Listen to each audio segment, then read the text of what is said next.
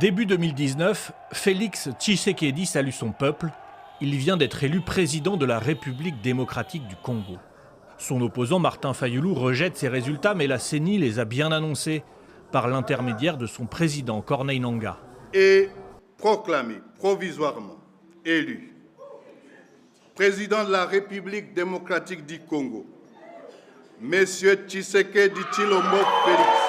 C'est à New York, près de 5 ans plus tard, que la polémique reprend. En marge de l'Assemblée générale, Félix Tshisekedi précise lors d'une conférence de presse, en revenant sur les conditions de son accès au pouvoir, qu'aucun accord frauduleux n'a existé entre lui et Joseph Kabila.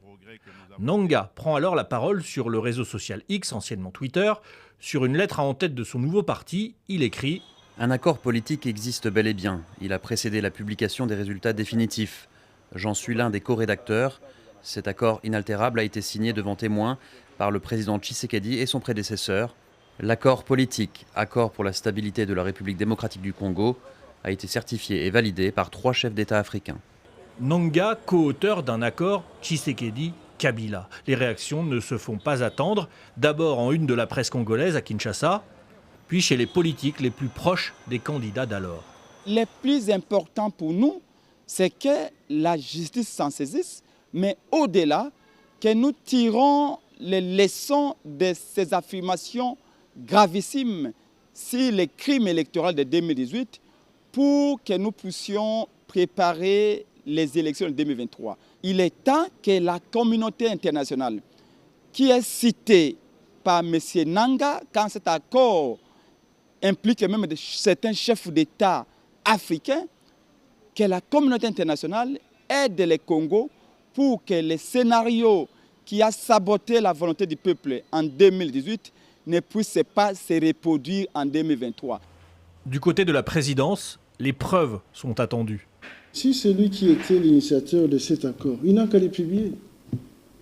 Il continue à pérorer, mais qu'il puisse prouver devant la presse, devant les médias. Aujourd'hui, tout est à la portée de tout le monde.